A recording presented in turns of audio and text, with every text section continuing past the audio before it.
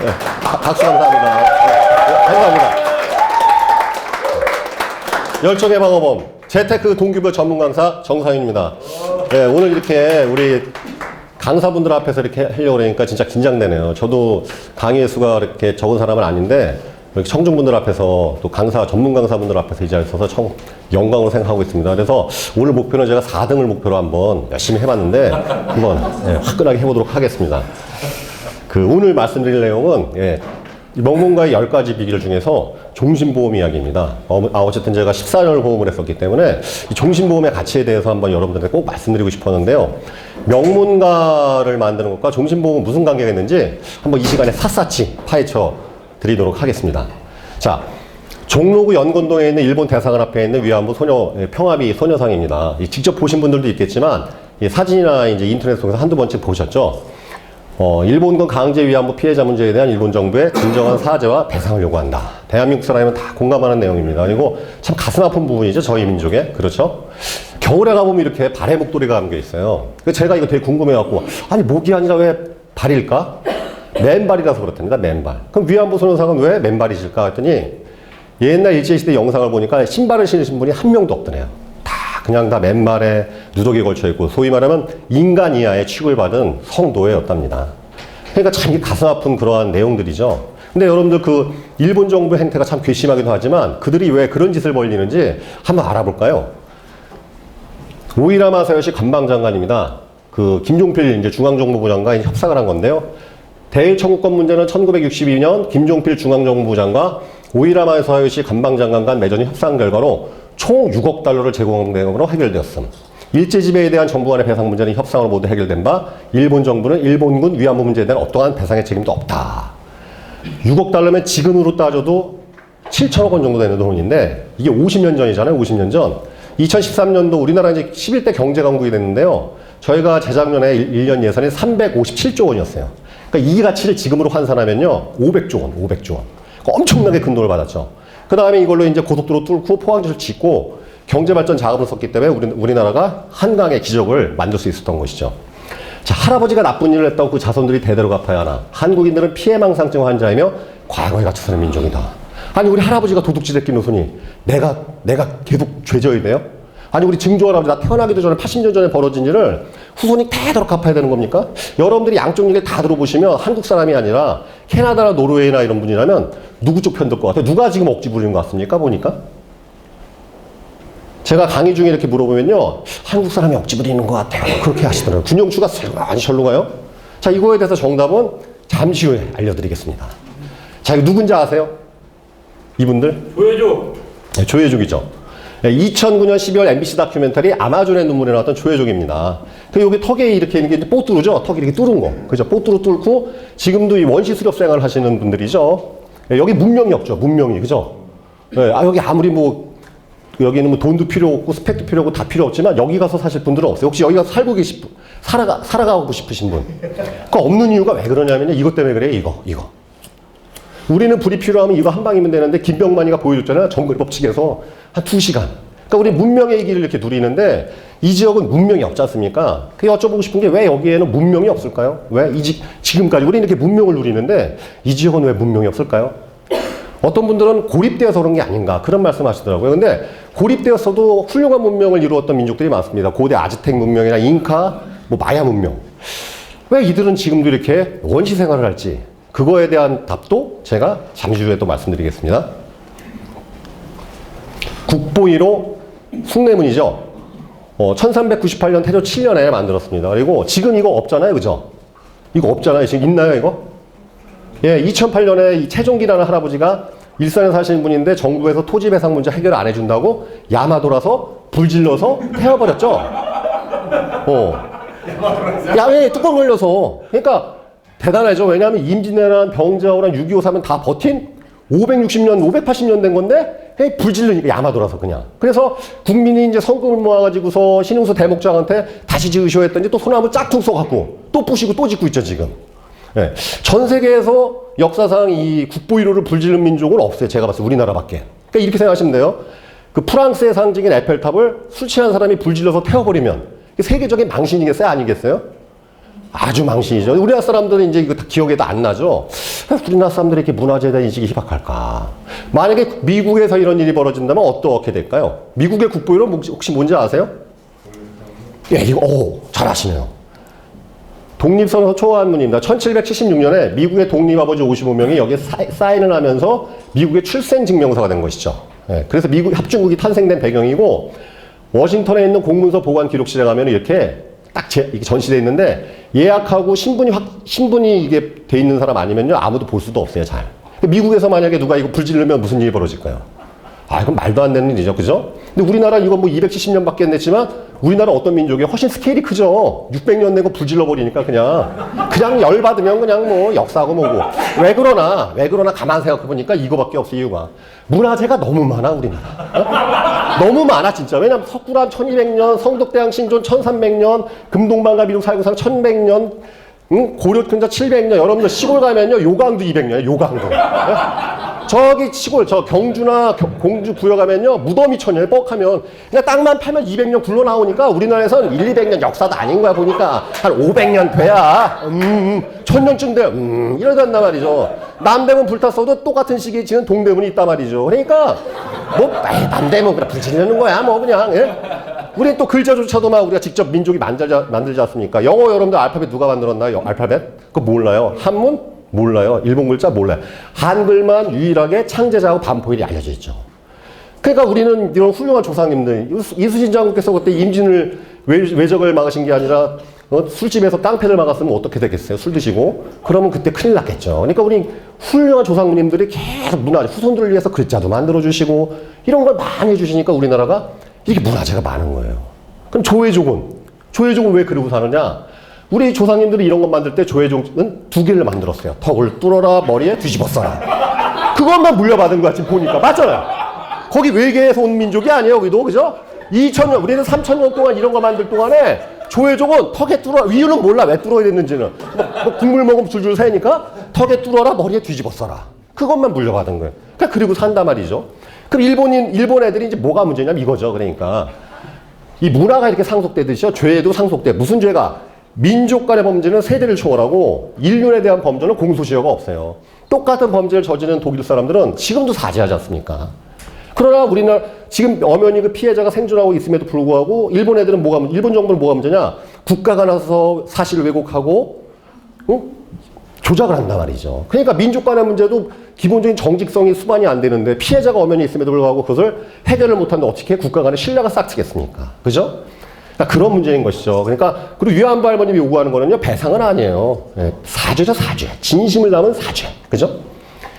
자, 이렇게 물려받은 좋은 것들은 우리가 후손에게 물려줄 의무와 책임이 있습니다.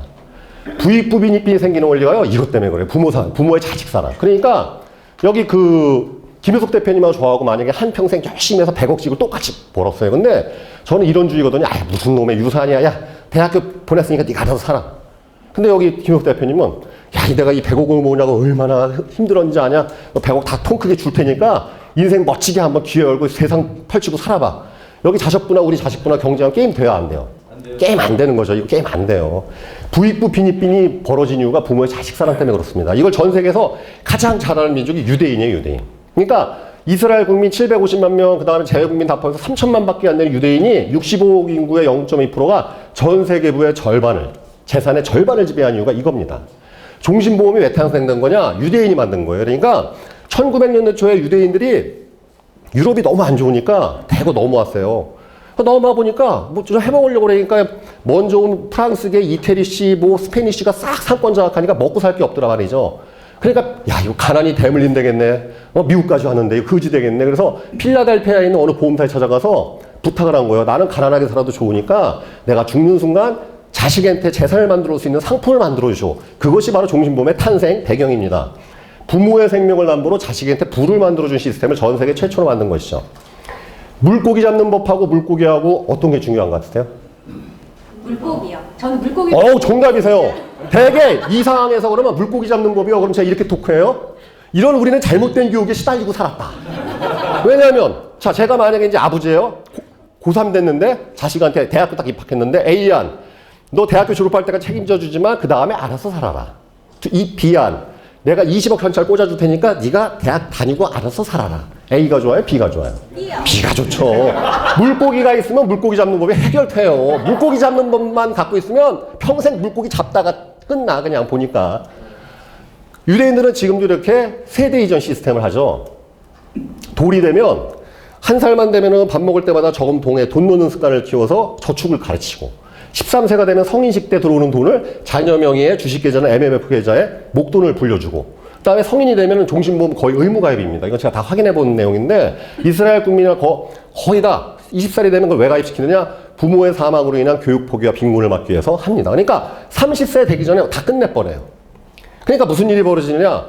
미국 학생들도 대학 등록금 다 은행 대출로 해결하거든요. 그러니까 미국 대학생들이 사회 진출할 때 평균 우리나라 돈은 5천만 원에서 6천만 원 빚을 갖고 시작하는데 유태인들은 얼마 갖고 시작하는지 아세요? 현찰로? 현찰이 있겠죠. 5억에서 6억. 그러면 똑같이 사회생활 시작하는데 이분은 나는 빚 갖고 시작하는데 5, 6억 현찰이 있어. 게임 되겠어요? 안 되겠어요?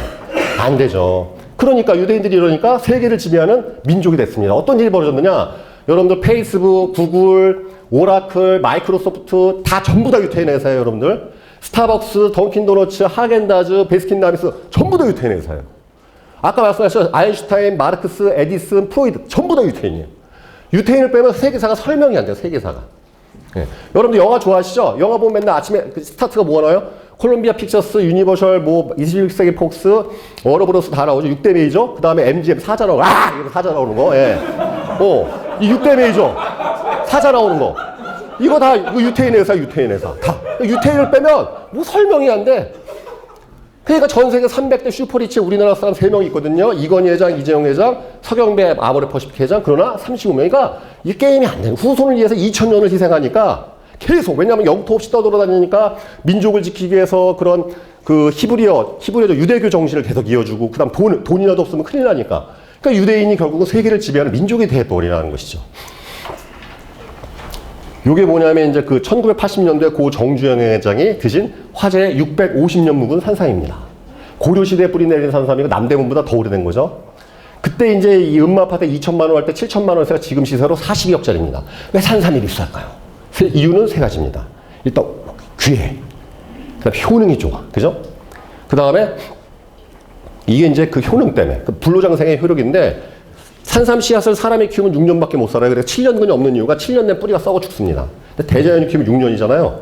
그래서 그 수명이 없단 말이죠. 그러니까 사람이 취한다 그래서 그렇다고 안 돌아가신 건 아니죠. 돌아가셨는데 여러분들 금융상품 중에서 100년 이상을 쓸 수 있으면서 자식까지 후손까지 책임질 수 있는 상품은 딱 하나밖에 없습니다. 제가 아는 한 종신보험밖에 없어요. 그래서 저는 금융상품계의 산삼이다. 저는 그렇게 평가를 합니다. 자, 우리의 삶은 절대 죽는다고, 나 죽어서 나오는 거나 싫어. 이렇게 말씀하시는 분이 있는데요. 우리의 삶은 과연 죽는다고 끝나느냐? 인생의 가장 중요한 퀴즈가 3가지가 있습니다. 첫 번째, 내가 언제 죽을지 몰라. 제일 중요한 질문인데. 제가 만약 오늘 저녁에 죽으면 이제 이 자리에 여기 있겠어요? 우리 딸내미하고 행복한 시간 보내요. 소중한 시간. 그죠? 근데 언제 죽을지 몰라. 그렇다고 사람이 안 죽느냐? 2013년대 우리나라 4,970만 명 중에서 사고나 질병으로 몇 명 죽었을까요? 과연 1년 동안. 예? 1000만 명? 우리 좀비왕국 아니에요, 여기? 좀비왕국 아니고. 예? 25만 7천 명 죽었어요. 예, 경남 거제시 인구, 충남 아산시 인구만큼 사라집니다. 그러니까 하루에 705명꼴로 지금도 죽고 있어요. 내 주변에 안 죽으니까 모를 뿐이지 지금도 여러 가지 이유로 이렇게 사망을 합니다. 그러니까 공동묘지에 자리가 없고 이 화장터에 줄 서서 이렇게 있는 거죠. 예.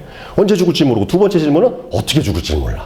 이게 늙어 죽는지 병 걸려 죽는지 사고 나서 죽는지. 그러니까 여러분들 병에 걸렸는데 치료비 없을까봐 암보험 들고 오래 살까봐 연금보험 들고 어떻게 죽을지 모르니까 우리가 보험을 드는 거 아니겠어요? 세 번째 뭐냐? 죽는다면 무슨 일 벌어지는지 몰라. 진짜 천국 가는지 지옥 가는지 돼지로 태어나는지 인생이 끝나는지 할 수가 없어.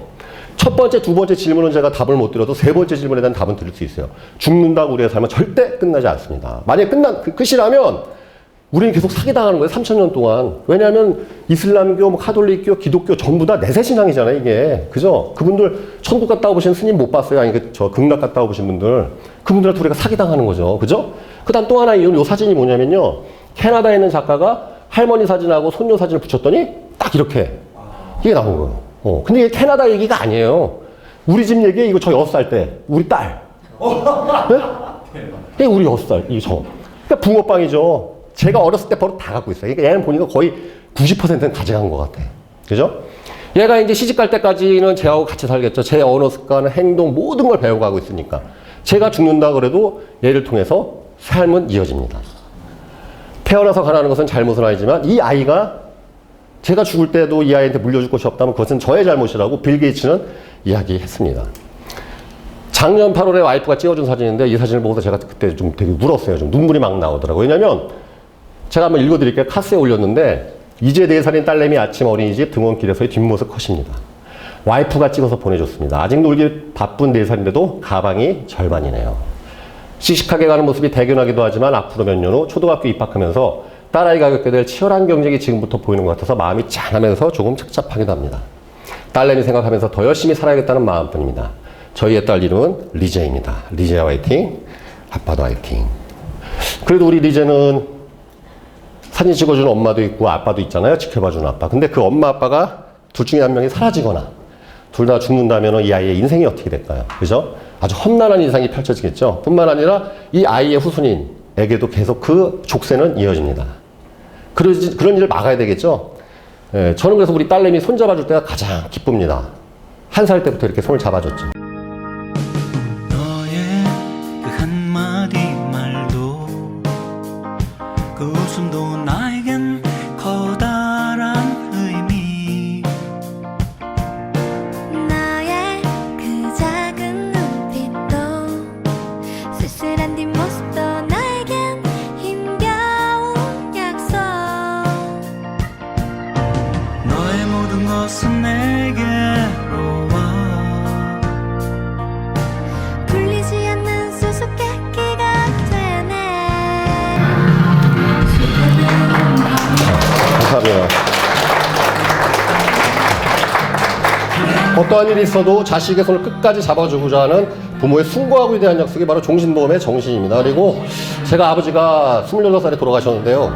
슬프고 기쁠 때, 큰일이 있을 때마다 아버지가 꿈에 나오더라는 것이죠. 그러니까 돌아가셨지만 영혼이라도 제 곁에 항상 있는 것은 아닌가.